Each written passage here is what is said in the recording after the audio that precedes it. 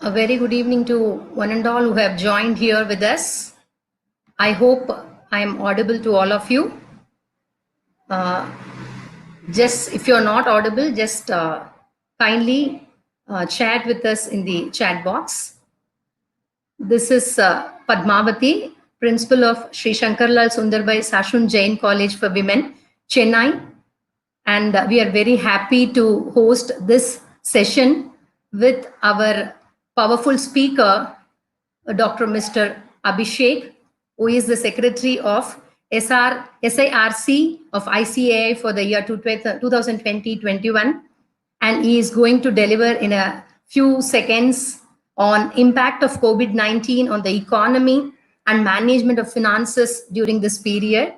On behalf of the management, staff and students of our college, I deem it my pleasure to welcome Mr. Abhishek for this show. And we are very much thankful to him for accepting our invitations to come on live with the audience here today. We welcome you, sir. And I take immense pleasure in welcoming all the participants who have joined virtually with us here today. And we are very happy that we have got registrations of 1,700 and odd participants in this platform. I thank Mr. Abhishek and all the participants for joining.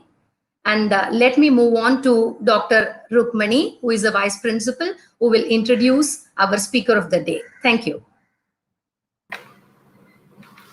Thank you, ma'am. Good evening. It is a great privilege to introduce Dr. Abhishek Murali, Chartered Accountant, Secretary of the Southern India Regional Council of the Institute of Chartered Accountants of India. Dr. Abhishek Murali, currently partner at Messrs. Victor Grace Company, is an expert in direct taxation, international taxation, valuation, due diligence, mergers and acquisition, and has over 13 years of experience. He is a prolific speaker, a mentor, and a professional advisor to various industries.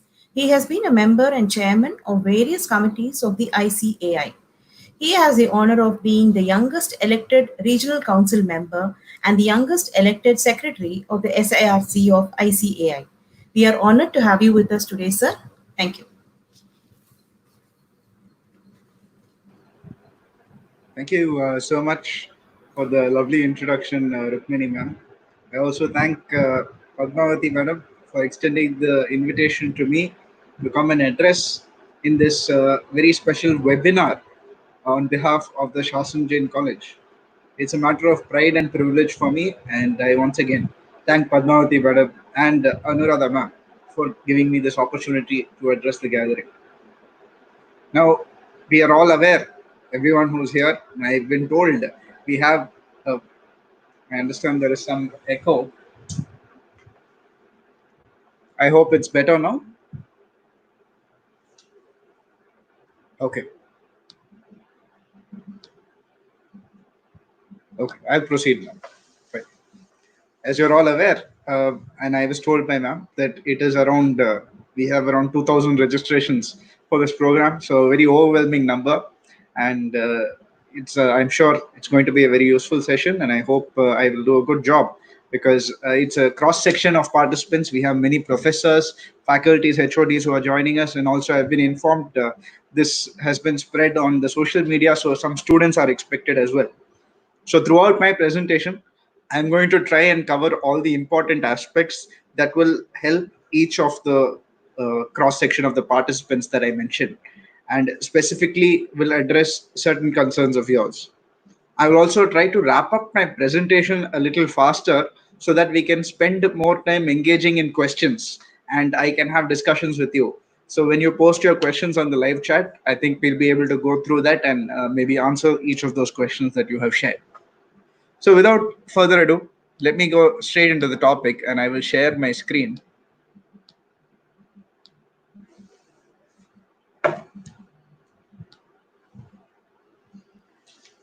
So today's session is going to be on managing business and personal finance through this entire COVID phase. And why is it such an important topic? Because it's something that's going to be impacting all of us. I'm sure everyone is following the news, and everyone here and everyone who's watching will be aware that we are going through a very, very difficult time. and this is going to result in a recession economically. And in fact, most economists believe this is expected to be the worst recession since the Great Depression of the 1920s. So it's going to have significant ramifications across the board for all industries. So why does this specific recession hold such a strong face? It's not as if recessions are new to us. In 1989, we had a recession when the markets crashed in Japan. In the 1990s, we had the dot-com boom, and then suddenly the dot-com bust. So the economy crashed in the late 90s.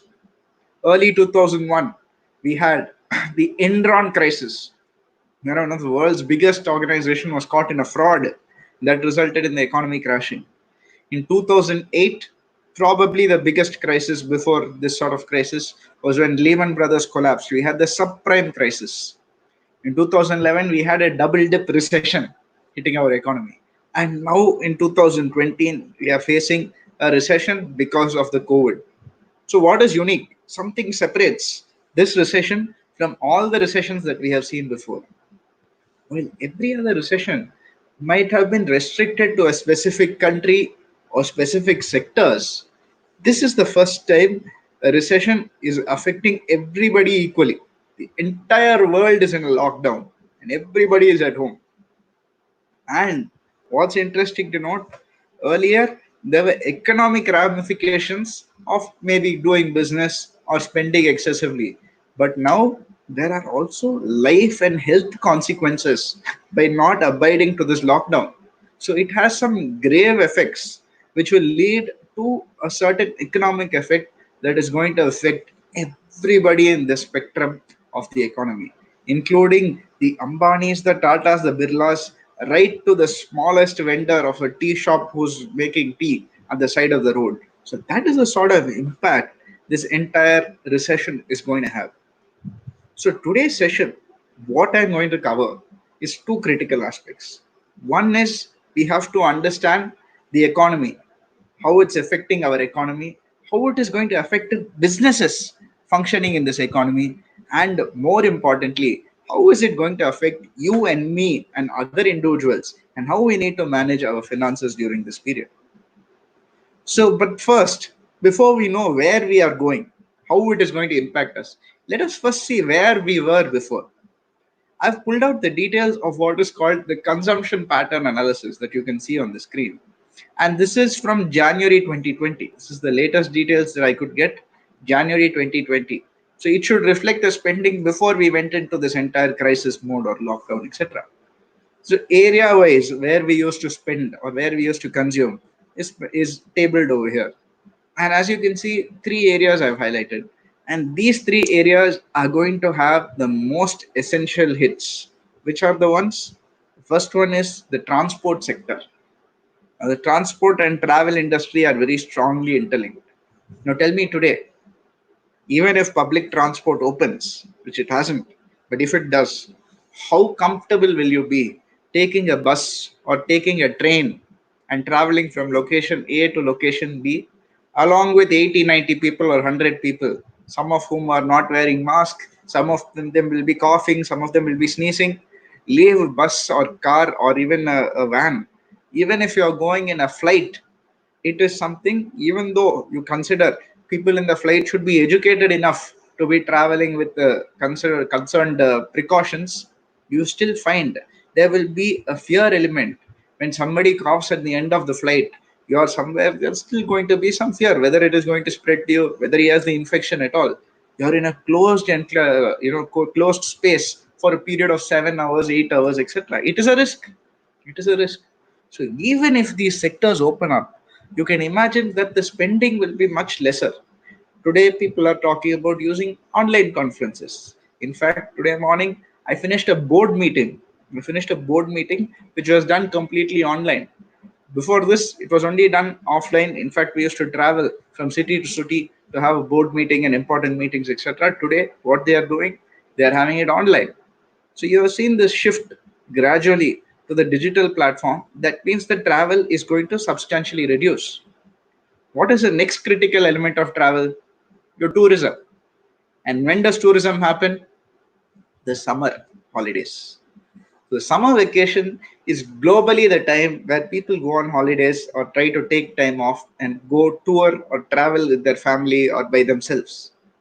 Unfortunately for that sector, that summer holidays falls exactly in April, May and June.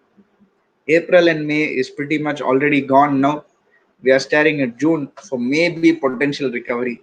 But as you all know, the after effects of the corona will still will linger. It will linger for few more months, because what we must remember when I'm talking about the impact of corona is that the current news is a vaccination is at least 9 to 12 months away. So at least 1 year away. So when something is 1 year away, we have to live with the virus, which means we have to find ways to overcome spreading and overcome ways of contracting this virus. So these sectors are the critical sectors where you say there is cluster. The chances of spreading is very high. So all of these sectors are going to be very, very deeply affected. The next sector that's going to be affected is your recreation and culture. How many of you will want to go to a cinema theater now? It's very, very rare. Again, you're sharing a small space with 100 people, 200 people. You're all sitting next to each other. How safe is it? Even if it opens up, I know that I will not be going. And I'm sure many others will not be going. So these places are going to see lesser turnout. Similarly, cricket matches. Even if the IPL is open, will you be willing to share the stadium seats with 60,000 people who are there watching the match? Who will be lining up in huge queues to enter the gate, to exit, while sitting together, somebody is coughing 6 seats away. It's a risk. So these sectors are again going to be affected. Similarly, your restaurants and hotel sector is also going to be affected. Restaurants, already you can see it is affected. People prefer to take delivery rather than going and sitting in a shop and eating for 3 hours, 4 hours, talking with friends. That is all going to come down. So number of people who visit a restaurant will come down. The amount of time that you spend in a restaurant will also come down. Hotel, naturally, if you're not going to travel on business, you're not going to travel on leisure or holiday for tourism, the hotel industry naturally is going to get affected very, very badly.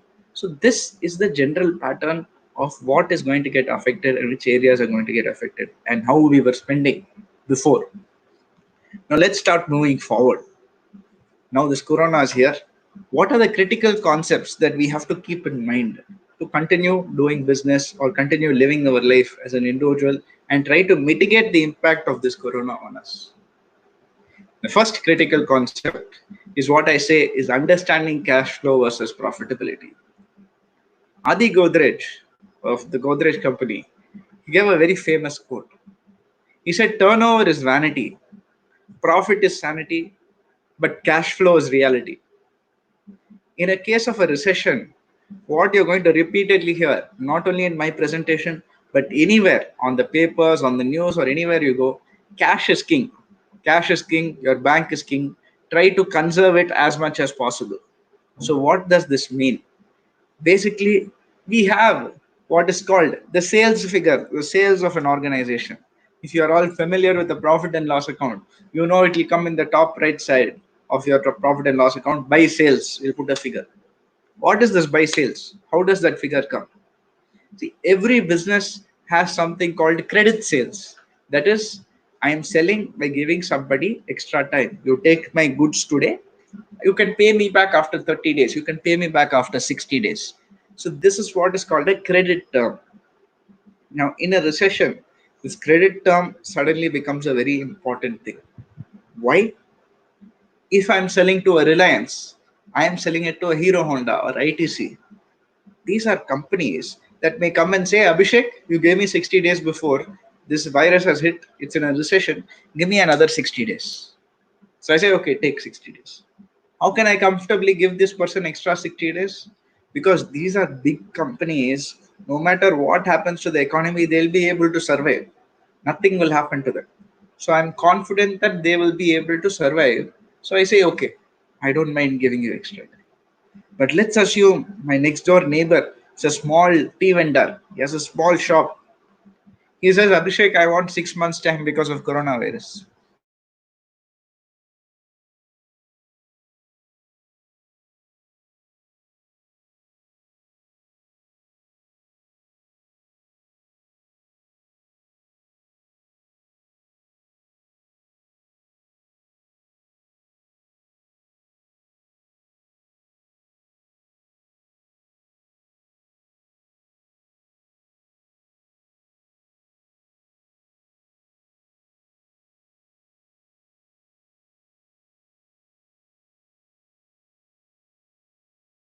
for me to give him that time. So therefore, when it comes to your credit sales, you must be very, very careful how you deal with it. Make a list of all your customers and understand which customers you think will survive this period of a recession. So you have to smartly manage it. So if there are other customers who want a long period of time, such as the small shop, you tell them, no, I will sell it to you on cash basis. I will give you an extra 20% discount, but you pay me the cash today itself. So what we have to remember is we are in a liquidity crisis now. So cash is king. Try to make as much cash sales as possible. The next critical point is something that is going to affect all of us. What is it? Capital outflows. What are capital outflows? Capital outflows are those expenses which are or outflows. They are investments or expenses or outflows which are very, very high in sum and have a long-term benefit or a long-term impact. Why do I say avoid cash flows or avoid cash or capital outflows? Because, as I said, cash is king. Let us take an example. There is an apartment that is down the road from your current house. They are building it. It's a new apartment that is coming up. Builder is building it. He was selling that apartment at rupees 10,000 per square feet in January. In January, he was selling it at 10,000 per square feet. Now, because of the corona, he suddenly announces, I will sell this apartment at 4,000 square feet for you if you book it now. Very, very tempting. 60% discount. You know for the fact you'll never get that sort of discount in the future. You would have never got that discount in the past, even if you booked it before the announcement of that apartment. So therefore, it is very tempting for you to book that flat now. You may rush, take a loan and make the full payment or make the down payment for that apartment. So why is it a risk? Let's start one by one. Firstly, that builder has to complete the flats. If you drive down OMR today, you will see the scenario where so many apartments are unfinished, so many half-finished buildings. So there is a risk that many builders don't complete the apartments. Even if he completes the apartments, how long will it take him? Minimum 3 to 5 years. So let's assume he finishes in 3 to 5 years time and he does not delay it further than that. In that 3 to 5 years, you have to pay your EMI for that loan that you have taken to buy that house. You have to pay the interest on that loan, service it. You have to pay rent for the current house that you are living in. Not only that, you're not going to see the income from that house for a minimum 5 years. You have to take delivery of that house whenever he completes it. You have to do the interiors of that house. Then you have to put the advertisement on the paper. You have to negotiate with whoever is coming there to take your house on rent. So many processes are there. So as I said, you're spending that big sum of money today. You will see the benefits maybe in 5 years or 6 years, etc. But in a recessionary scenario, this is normal. This is for any apartment. When you buy, this is the process. But in a recessionary scenario, what I said is cash is king. So if you're spending that huge outflow today, and suddenly there's an emergency at the house, maybe a hospitalization, maybe somebody needs more money in the house because of loss of a job or reduce in pay or lack of bonus, anything. Maybe your son is getting into a good college now. He gets into a very good college. You have to pay the fee. So when all these circumstances arise, when all these situations arise, naturally, it is better for you to conserve your money and have it at your disposal rather than get tempted by these large offers that come into place. The next point is what is called a working capital management. I'm sure many of you are familiar with this diagram that's there on the screen. You may have taught your students already, or they may have studied it, or you may have studied it also while you were studying anything or reading the books, management books. This is called a working capital cycle. On the earlier slide, every example that I gave you involved a third party. What do I mean by third party? For example, if you had to say give your credit terms, extended credit terms, somebody else has to come and ask you for the credit terms. If you have to make a cash sale, somebody must be willing to pay you cash to buy your goods. And for capital outflow, that apartment builder, he has to sell it at 60% discount to you. So every situation requires somebody else's intervention. But when it comes to working capital management, you yourself can control your costs. You yourself can control your expenses. This is the only element of any business that can be managed by the business itself. So how can you use working capital management effectively during a time of a recession? The first one is your inventory management. You're aware, inventory for any business is their lifeline. It is the stock. If I'm selling shoes or I'm selling leather footwear, then the leather is my inventory, raw material. The shoe is also my inventory, the finished product. So these two are my lifelines. So why is this a very important point? Again, in a time of recession, like how that apartment builder gave you a huge discount, you will find that your suppliers will also start offering their products at very, very big discounts. They will come and say, Abhishek, you are making leather footwear. I am selling you leather. I am selling you leather. So why not this? I will sell you leather worth for the next 8 months. You buy from me today in bulk leather for the next 8 months. Normally you buy for 2 weeks, 3 weeks. You buy for the next 8 months from me. I will give you a 50% discount. Again, very tempting, because what you will feel, I know I am going to sell shoes, I know I will need his products, I'm getting a 50% discount, which means if I sell at my regular price, I'll get a huge profit. It's very tempting here, but again, let us stop and evaluate the impact of it. You have to buy the product, so huge capital outflow, it's a large outflow without having a guaranteed income. You don't have orders still. You're hoping that for the next 8 months I will get orders. The next point, you have to take a warehouse or a godown to store those goods, because normally you are buying 3 weeks or 4 weeks only. Now suddenly what you are doing, you are buying for 8 months. So you have to store it somewhere. You have to take a warehouse or a separate godown. You have to pay rent on that. Then you have to ensure that there is no thieving or stealing of the product. So I have to appoint security guards. So I'll appoint security guards. Then I have to ensure that there is no damage to the goods. What if there is a flooding or there is a rain or there is heavy winds? It can affect my products. I have to put pesticides. So all those safety and precaution costs also you have to incur. And not just that. Finally, you need to be able to find a buyer for your product. Today in a recession, I may not buy a shoe at least for the next 2-3 years. I'm very happy with my current shoe. It is okay. There is some little biting in the edge of my shoe. It is, I don't mind. I'll put oil inside, or I'll wear 2 pairs of socks. I'll beat that. But I am not going to spend again money, 800 rupees, 1000 rupees, or whatever shoe that you're buying. You would postpone the cost of buying that shoe by saying that it is not worth it to spend on that right now. I will decide to defer it till I actually need it. In a recession, that's the decision as a consumer that you will make. So if I'm a manufacturer of leather shoes, what should I do?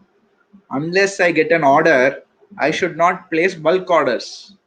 So this is called a just-in-time inventory management system, where I maintain a minimal inventory so that I am able to service the minimum orders or the regular orders that I'm getting.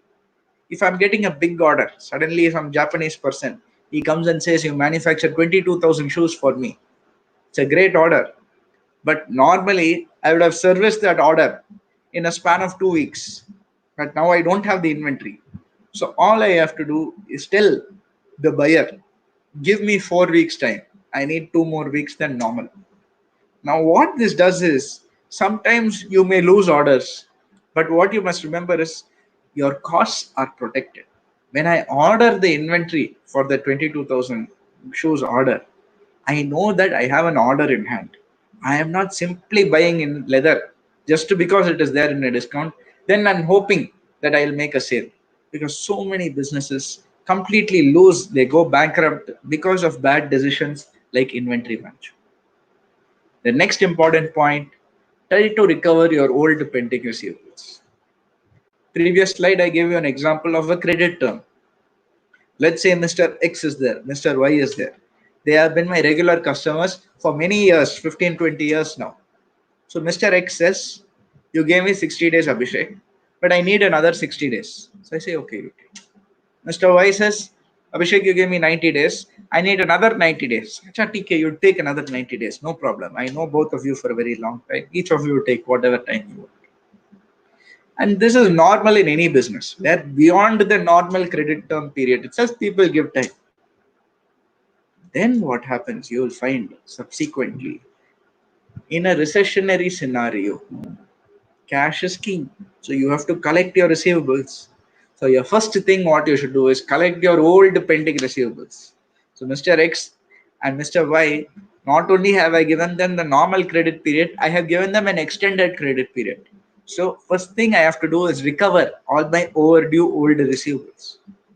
And this is a point where the students who are passing out of colleges and the new fresh students who come up with very creative ideas can really add value to a business.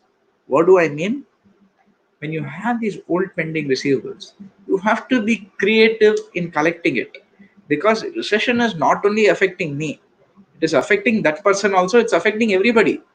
So naturally, when I ask him to pay, he is not going to say, okay, here.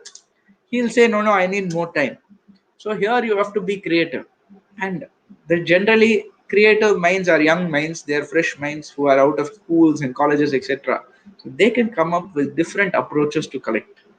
One example is you tell that person, you pay me today, in the next 1 week, if you pay it to me, I will give you a 10% discount. You pay me 90% of the value, it's enough. That 10% I will waive it. So you are tempting him to choose you, because if he does not choose you, if he does not make the payment to you in the next 1 week or the next 2 weeks, then he loses that 10% discount that he has with you. So only if you take the first step will you be able to recover the money. If not, his other person that he has to pay, they may offer a discount and he may pay them before you. So be fast and be creative. And when I say creative, it brings me to the next point. I advise many of my clients and many young startups that regularly come and ask me for advice. We sit together and we brainstorm as to how we can manage their business through this COVID crisis. So one important area now that we are consulting on is the COVID management. And this COVID management, you find that for one specific type of issue, how do I make sales during this period? How do I survive? So one person that I was discussing with, a car dealership, we came up with this idea in the end, where they said, we need to survive for the next 4 months. Then after that, when the economy slowly starts picking up, I'm confident that my business will boom.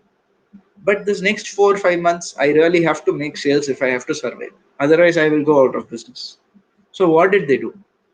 They came up with a strategy where they said, we will sell you a car today. You buy the car from me in the next 1 month. Then if you buy it from me in the next 1 month, if you lose the job, the person who's buying the car, if you lose your job or your business gets dissolved, it goes bankrupt in the next 12 months, I will buy the car back from you. I promise I will buy the car back from you. This has never been done before. When has a car company come and said it's a new car and selling it to you within 12 months, I promise I will buy it back if you lose your job. But this is the sort of creativity and the steps recovered in a recession. So if I'm someone who is thinking of buying a car, then definitely I will buy it from him now, so that I feel okay. If I lose my job also, I know for a fact I'm protected. I'll get some money back, the value of the car, maybe with some 10% or 15% depreciation. I'll be able to recover. But this sort of strategy is what is required to make that sale. To survive, you have to be creative. Staff and HR management. Now, this is one of the biggest ongoing debates currently that's running in our country, because managing staff, as we all know, staff is again one of the lifelines of your company or whatever business that you are doing. In a situation of a recession, naturally jobs are going to get cut. The job market is going to be severely affected. So staff and HR management is a very important component of that. How do I manage that? The first critical point that you want to do is make a list of all your staff and identify who are the important and essential staff, without which you cannot run your business. Identify those staff. The next thing is make a list of all the job roles and job functions in your organization. What you'll suddenly find is many of the roles may be redundant today. In a span of 2.5 months, the entire scenario has changed.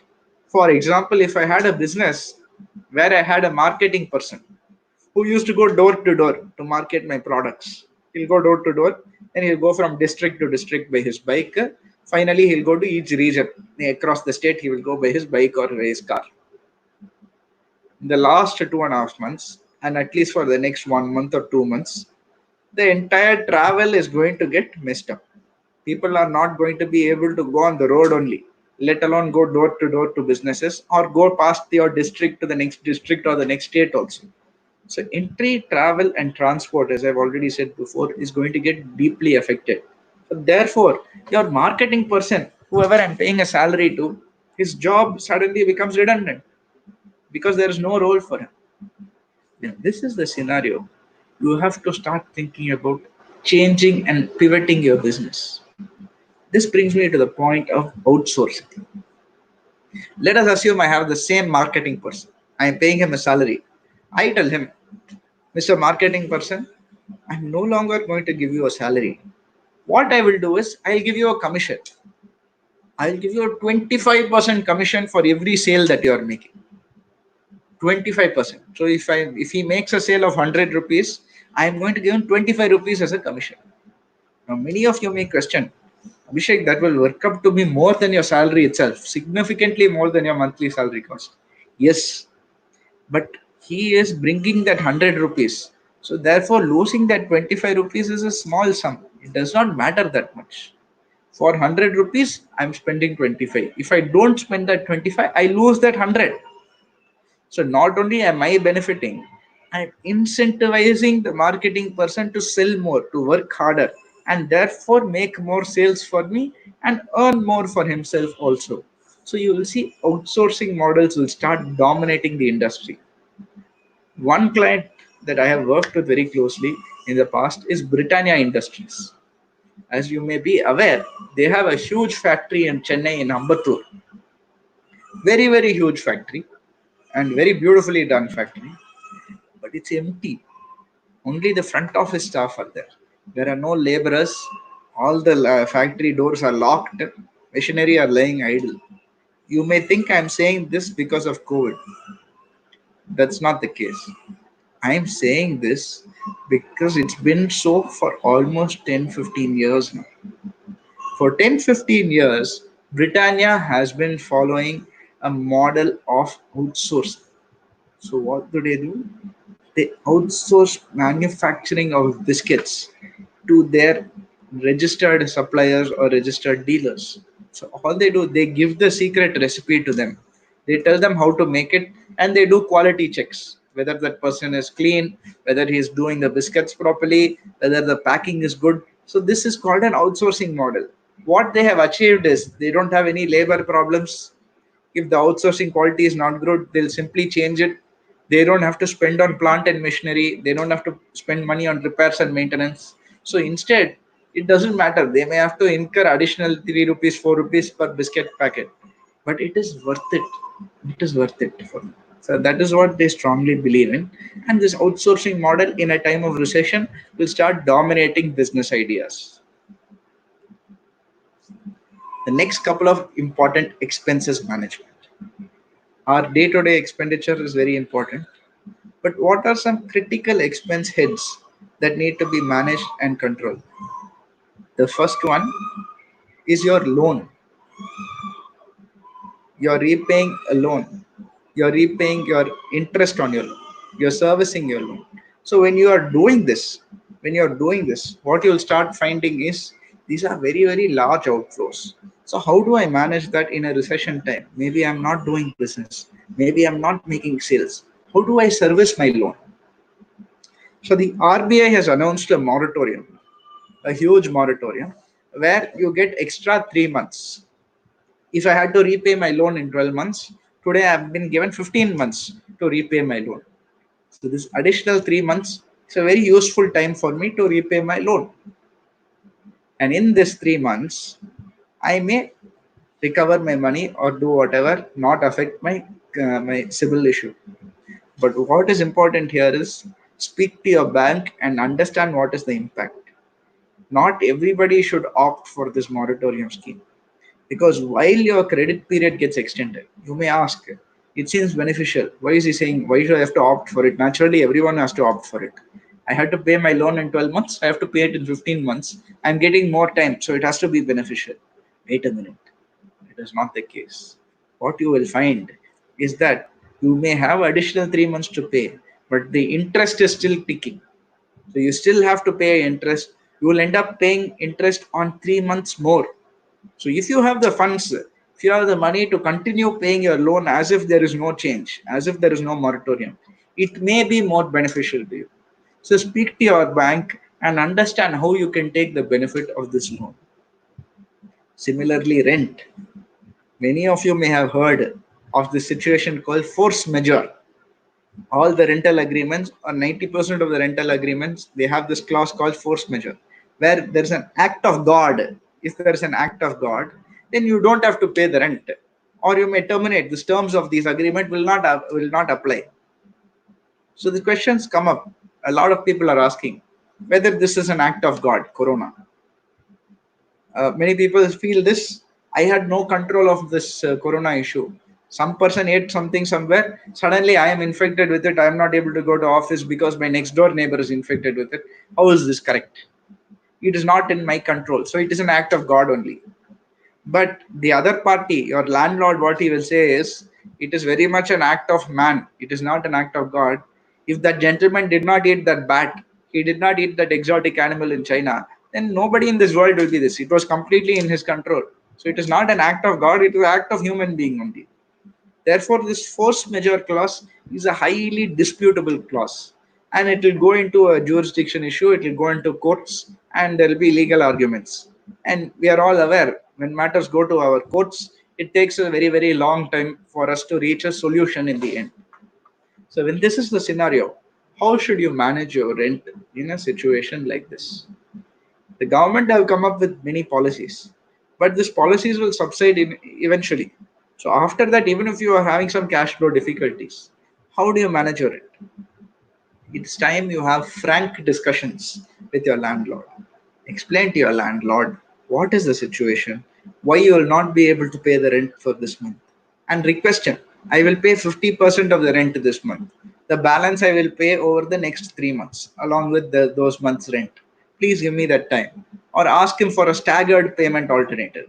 Come up with a solution while discussing with your landlord and try to reach a consensus with them by discussion and not by litigation. Avoid litigation, have more discussion. Of course, compliance and government measures. Government have announced so many good measures, be it for employees or be it for companies, be it for the loans, be it for cash directly into the accounts of Jandan account holders, etc. These are very, very good initiatives that have taken. So go through the list of the benefits that the government have offered and see which ones you can use beneficially for yourselves. Now let's move on to personal finance. How should you and I plan through this corona issue? Now, if you see the screen here, I've shared a table on the screen. Now, this is the ideal table that you need to be considering to work out what your savings are or whatever savings are left in your hand so that you can invest it or do what you want with it. The first is your estimated income for the year, and have a conservative estimated income because highly possible. Last year you may receive pay bonus, you may have received your pay increase. All of that this year has been cut out. So whether if you're having the job, that is a big benefit today, let alone receiving huge bonus, receiving a huge pay rise. So that's an unlikely scenario given the circumstances. What you must reduce from this cost, or rather what do you have to reduce from this income? Your costs. And the first important cost is your essentials, your groceries, your healthcare supplies, your medicines that you have to buy for the house. All of these are essential costs for you. And another thing we have to remember is the cost of the essentials have gone up. The tomato that I was buying for 15 rupees or 20 rupees per kg today is being sold at 40 rupees per kg. The cost of milk has gone up. The cost of butter has gone up. So all your essentials, without this you cannot live. So all of these regular things, the prices have all increased. Then you must consider your month-on-month expenses that are unavoidable, like your EMI or certain investments that you have committed to. So all of these are unavoidable outflows. So you have to keep that in mind. The next is rent. You have to pay your rent. You have to pay your taxes. So only after you do all of this, you have some balance amount called savings in your hand. How do you reinvest the savings? Now, I don't want to tell you how you should reinvest it, but what I'll suggest is certain things that you can avoid. As I said again, cash is king. So try to put your investments in liquid options. So try to avoid putting it into an FD right now, or try to avoid putting it into a mutual fund or try to avoid putting it into a stock market. Try to put it into liquid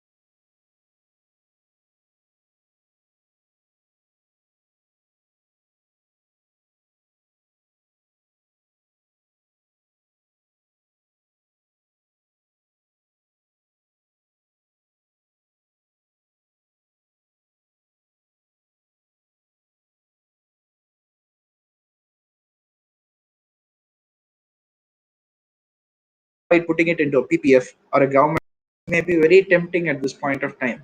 Gold prices are going up. So you may think, oh, it's a great time to buy more gold so that when they go up, I will sell it. Don't. It is again not a very easily liquidatable asset. It's a great tangible asset to have in hand. But if you need to liquidate it, tomorrow some money you need, it's not easy for you to sell the gold. There will be some back and forth when you are trying to sell the gold. So invest in liquid assets. Cut down on your non-essential expenditure. This is natural. Whenever it comes to recession, I don't have to specifically say this. But what you can do is segregate good cost and your bad costs. Good costs are certain additional costs which are non-essential, but may be good for you. For example, digitizing your businesses. Today's webinar is an example of where the economy is going. Earlier, we all used to congregate together. Either we'll meet in a function, or we'll meet in a hall, or we'll have students who are coming to our classes. And today, no education institution is allowed to be open. For the last 3 months, it's not possible. Many people, they are not able to take their exams. So everyone is moving to a digital mode. Everyone is moving to a digital mode. So that is happening. If you don't have a digital space, you don't have a website, you don't have a way to sell online, then in that case, if you are incurring cost on creating a website, that is non-essential at the moment, but it's a good expenditure. It's a good expenditure. It is worth it. What is a bad expenditure? Let's take an example of a situation. I have to decide whether I have to get the new Apple phone or the new Samsung phone. Which phone should I choose in these two? The right answer here is you should choose neither, because that is not an essential expenditure. Try to use your existing phone itself, or try to use your existing, what assets you have in your hand. Unless it is not working, you have to replace it, then you look for alternatives. But avoid these big outflows in this sort of situation of a recession. Another important point, try to use your payment partners. You have these Paytm, you have PayPal, Google, etc. And various other apps are also there where they give you discounts. If you use that app, you will get certain additional discounts. If you use that app, you will get that cashback offer. You will get buy one, get one free. So all of these options are available when you use these certain apps. So try to use those apps to take the most benefit you can from whatever expenses that you are incurring. Another very important point, it has to do with planning your expenses and planning your payments. Now, many of us have got into this where we have set our bank account or our credit card into auto payments. Auto payments. If I have a phone bill, automatically it will get paid from my credit card. If I have a certain expense payment, automatically it will go from my bank account. For example, I may have SIPs. So all of it goes directly from my bank account. When this happens, what you'll find in auto debit payments, some of them will be non-essential. For example, I think I had a subscription to Hotstar because cricket matches and football matches used to come on that. So I used to subscribe. Instead of paying every month, it used to be linked to my bank account. So every month my money used to go. Where for the last 3 months there have been no football or cricket match. For the next 3 months also it is not going to be there. So why am I simply paying this without thinking? So revisit all your auto payments. You may decide to discontinue a phone connection. You may decide that you no longer want to invest in that SIP. So relook at what are your auto payments and try to stop that. Try to stop that. I've also listed out many of the government policies here. I will not go into detail one by one as there's a lack of time. I want to take more questions and have some discussions. So, but I'll just talk about the one major one. There is an announcement that your withdrawal from PF fund has been allowed up to 75% without any penalties. Earlier, for any withdrawal, you had penal provisions, but now, no matter what, if you have a PF fund, you can withdraw up to 75% or 3 months of your wages, whichever is lower. You can withdraw from that up to that fund. That way, you can survive this sort of economic recession that you are facing currently. And I'd like to conclude that while it appears that I have been discussing that everything seems to be in a challenging phase, yes, the reality is the next 9 months we are going to feel the after effects of this virus. But I'd like to conclude on a very positive note that the IMF and various other financial organizations globally, they have noted that at the end of this corona, there are going to be only two developing nations that come up with a positive growth. That is India and China.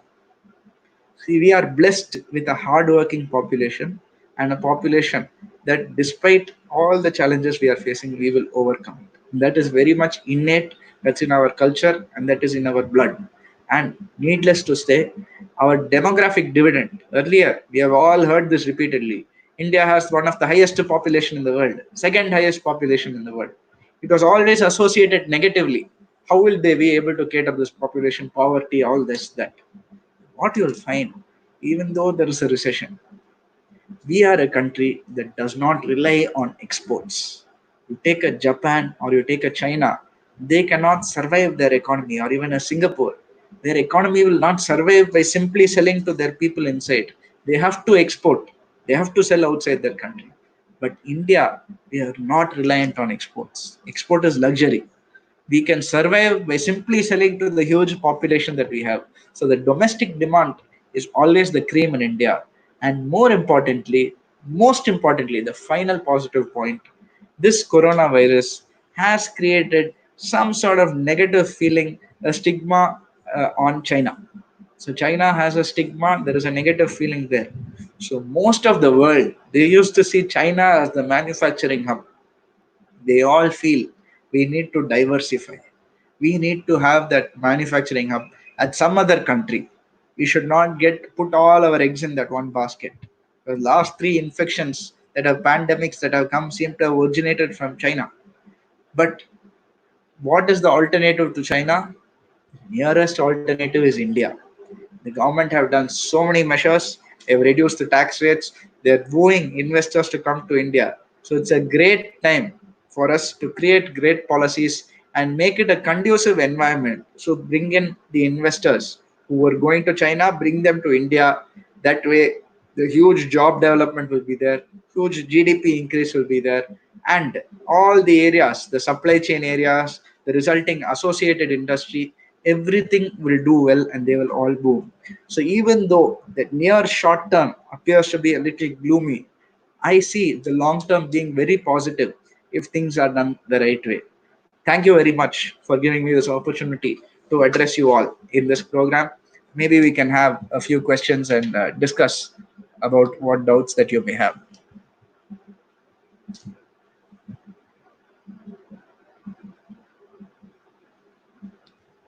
Shall we start the Q&A, ma'am? Somebody can come on the screen also if required.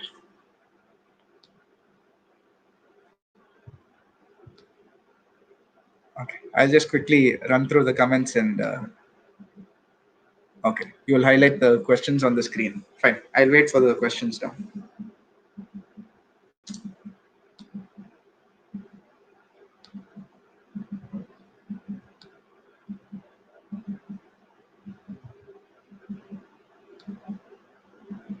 Maybe till the question comes on the screen, I'll just look at the comments and try to pull out some questions.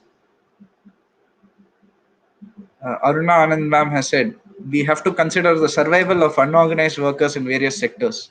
Oh, absolutely. I think that is one of the sectors that's going to be deeply affected is the unorganized sector. As I said, the RBI has announced a moratorium, but as you know, only banks, NBFCs, and certain organizations come into the organized sector that the RBI controls. Whereas pawnbrokers or people who are lending money at very high rates, all of them come under the unorganized sector. Unfortunately, RBI has no control over them. The government can also just give a direction saying be more liberal with whoever have borrowed money from you. But in those cases, I think only discussion is the way out of it, because that person, whoever has lent the money to you, he is also facing a recession. So he has to understand. He has to understand that you will eventually give the money back, and hopefully we see there's a liberal approach.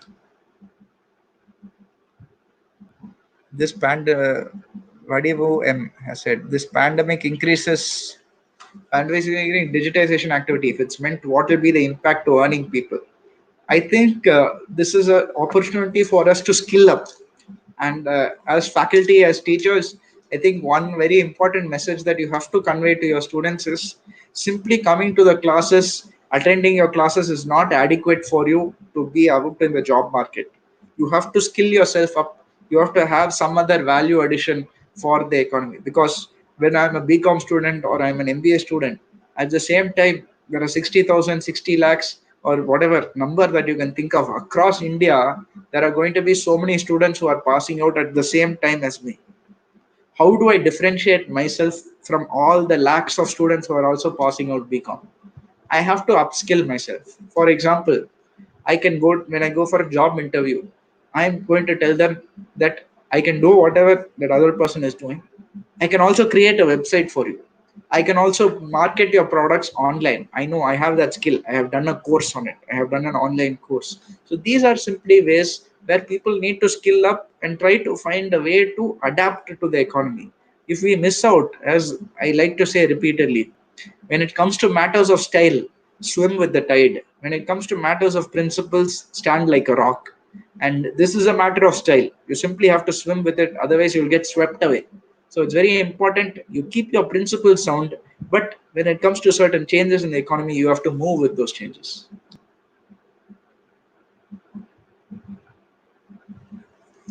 Thank you for on the in Erie's decision. The issue of consumption is apparent. While there are pressure on government to make structural changes, what can businesses do to boost consumption? I think businesses, as I already said, you have to come up with innovative and creative ways to do business, because otherwise there is no way that you can distinguish yourself from a competitor. It may mean you have to give up certain discounts, you have to give up certain waivers. I gave you the example of that car dealership that I worked with. They are saying that they'll buy back the car within 12 months if you lose your job. Sometimes you have to take those risks because you have to be able to survive for the next 6 to 12 months if you want to thrive.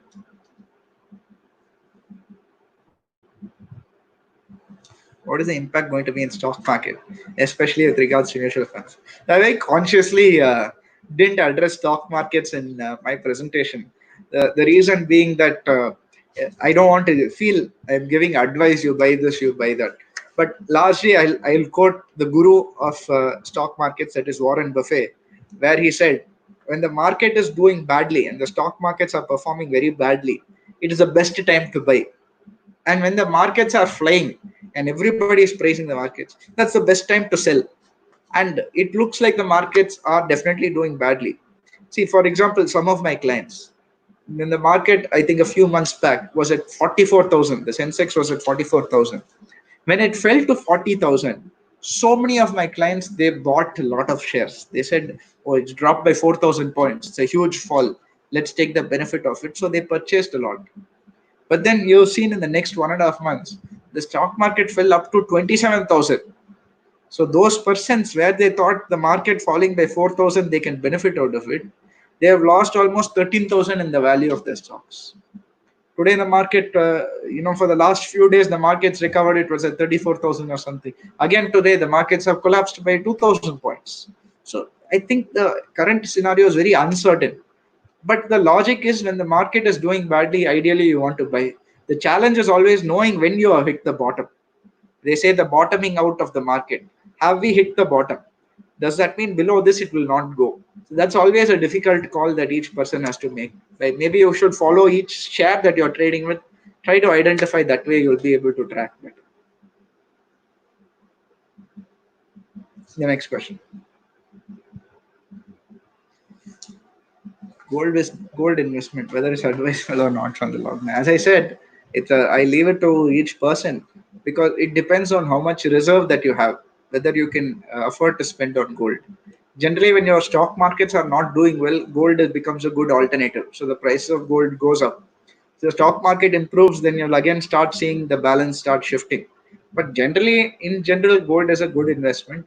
But as I said, you want to be liquid. If you have the liquidity, by all means, buy the gold at whatever rate you think is reasonable.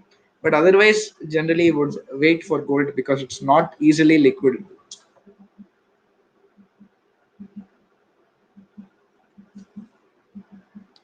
When can we expect economic stability?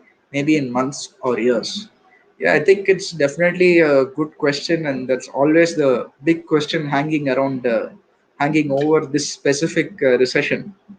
You know, the 2008 recession, when it happened, it didn't affect India much because that's how generally recessions are. It affects certain parts of the world, it does not affect certain parts of the world. But this time, this recession is affecting everybody. One view that many economists hold is that they expect a hockey shaped recovery. That is, there's a sharp fall now, there'll be a sharp rise again. So they think it will happen very soon. But what you can see, at least in India, from a discussion with the various MDs and CEOs and CFOs and other leaders that we've been talking to and I've been having conversations with, I think at least for the next 9 to 12 months, there is going to be some pain because the number of unorganized sectors that we're having, or even you take banks. I quoted the moratorium given by the RBI. Now the RBI, they have encouraged banks to lend, but the banks have to come out and lend. Today there is a fear factor with whatever has happened with that gentleman Modi and Malia. When all of this has happened, they have run away with money, they have defaulted bank payments, and all of this is happening. Naturally, bank people are little scared to lend. So who are they lending to? They're lending only to AAA people, but AAA rated companies, AAA rated funds. And when this is happening, what is happening to the medium companies and small companies? They are affected because they are not able to have liquidity. RBI has infused the bank with liquidity. Bank has to infuse the public with liquidity. But in that chain breaks somewhere, naturally the last person in the entire chain, he gets affected because the money does not reach him. So I think we are still expecting there is a stimulus package announced by the RBI, but I'm expecting a further thing will be announced by the government. I heard that they are working on it and it will be announced soon. But maybe when it is announced, we'll be able to gauge better when our economy will recover. Next question.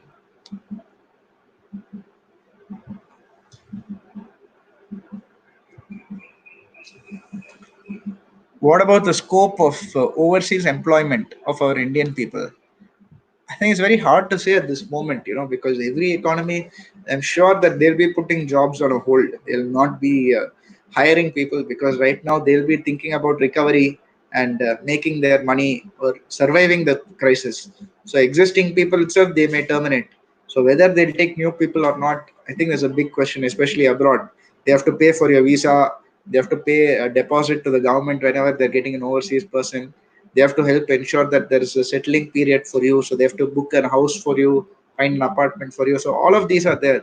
So I don't think we can see a huge opportunities coming up abroad, at least for the next 6 to 12 months. What about individual investors in this crisis period? I think I covered this when I said the stock market. You just have to be very cautious. The next question.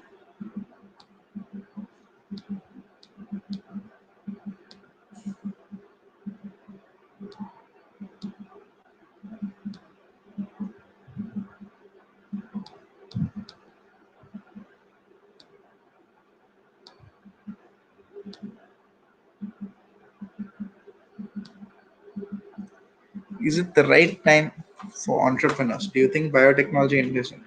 I actually think it's the right time for entrepreneurs. They always say, necessity is the mother of invention, and I think this sort of recessionary scenario will give birth to what is many new opportunities. When Airbnb, it's a company that came out. It's a $1 billion valued company, so highly at the moment. When they came out, people only thought of staying in hotels. No, you would never think that I can live in somebody's house. But today, globally, people are using this thing called Airbnb. People are using Uber, where earlier Uber in India is very different from how Uber is abroad. In abroad, you are a normal person. Abhishek, morning I'm a chartered accountant, I'm an advocate. In the night, if I want, I will take my personal car and act like a taxi. So you can book, I can come drop you, give you a lift, etc. So these are business models that you never even thought of. Suddenly, digitization, mobile phones has come, and it changed the entire structure of how businesses are done. So today, nobody thinks of taking a public taxi.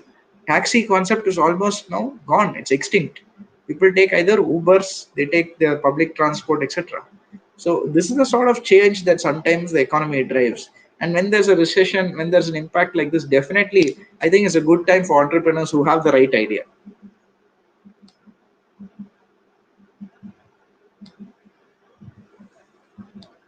Any more questions?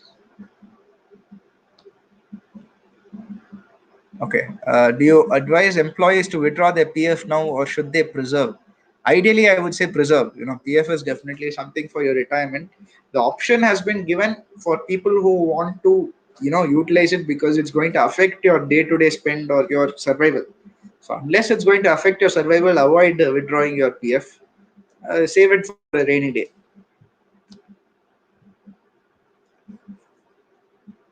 What about the education industry post lockdown? I think education industry is one of those industries that will still survive and do reasonably well. The logic is that no matter what happens, I have to stay educated. But I think what they have to do is gear up their infrastructure. And what I mean is that earlier you would have never thought that I can give online classes. Today I have to think of online classes. If I'm not able to provide online classes and this lockdown keeps on extending, as I told you, the vaccination is minimum 1 year away.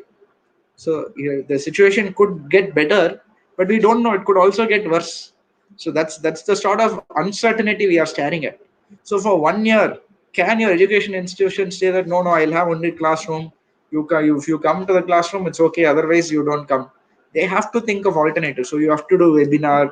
You have to have online classes. You have to have online examinations. So these are ways that the countries and companies have to start, or rather universities, colleges, schools, they have to start thinking of all of this to gear the students.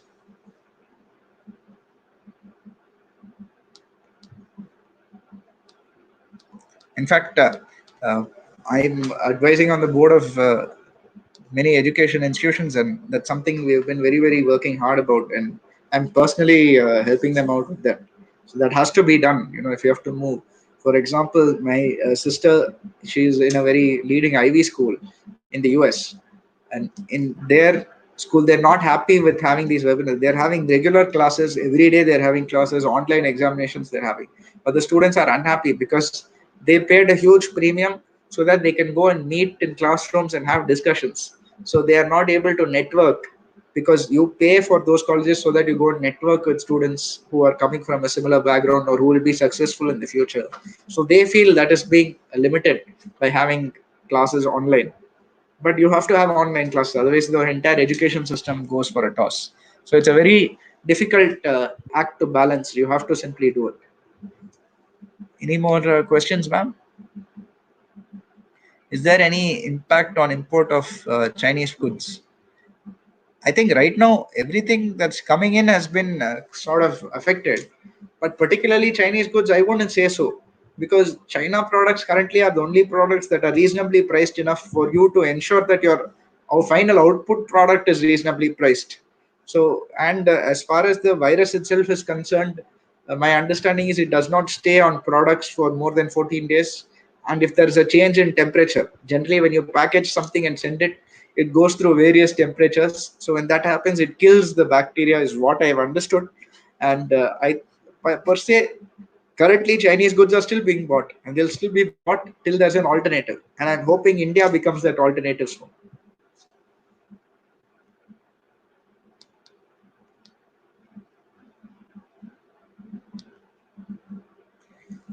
Somebody is asked, sir, shall I continue to invest in my mutual fund SIP or not? SIP is a better way to invest, because at least you average out any increase or drop in the market. So if you have the funds, you should continue, sir. If it's equity, I think it's safer. So due to COVID-19 at the end of this year, which all sectors will be affected? I think I covered this at the start of my address. What is the impact of manufacturing industry, especially auto? I think auto is definitely going to be one of the worst hit sectors. Even before the COVID started, they were very, very badly affected. And if you may have followed the news today, a very leading automobile maker, they said that the lockdown has been lifted where our factories are. We can go to work and we can start working. But we have chosen to continue because we don't have the business. So I don't want to pay my laborers. I don't want to simply go and pay the cost of running my machinery when I'm not making any sale. Who am I manufacturing for? Somebody has to buy for me to manufacture. So they said we have taken a conscious decision not to manufacture. And I think that's definitely going to be one of the worst hit sectors. Automobile sectors is going to take some time for them to recover.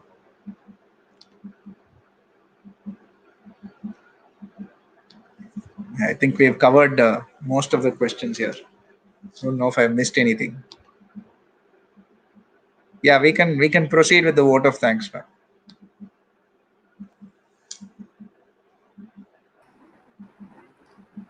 Yeah, good evening to one and all present here. The root of all goodness lies in the soil of appreciation. Our deep bound gratitude to Dr. C. Abhishek Murali sir for accepting our proposal and giving an exceptional insight on the topic impact of COVID on economy and management of finance during this period. And your words, sir, turnover is vanity, profit is sanity, and cash flow is reality was the highlight. On our heartfelt thanks to the management for supporting us to conduct this webinar. Special thanks to Madam Principal, Vice Principal Ma'am for their valuable suggestions and a continuous support for the smooth conduct of the webinar. We express our gratefulness to the IQSC team for coordinating and aiding us for the conduction of this program. Our special thanks to our IT and marketing team, Ms. Subhashini ma'am and Srividya ma'am for their fullest support in broadcasting the session through YouTube Live. Thanks to all the directors, HODs of Shift 1 and 2, teaching and non-teaching members for their value suggestions and assessment of participants. Special appreciation to Viscom department for their timely help for preparing the invitation. And credit goes to the technical team for their guidance. We are grateful to all our staff members who made this event successful. Great regards to all the members for attending this event. Thank you all once again for the extended support. Hoping to conduct more such sessions in future. Thank you, sir. Thank you so much, ma'am. It's been a pleasure.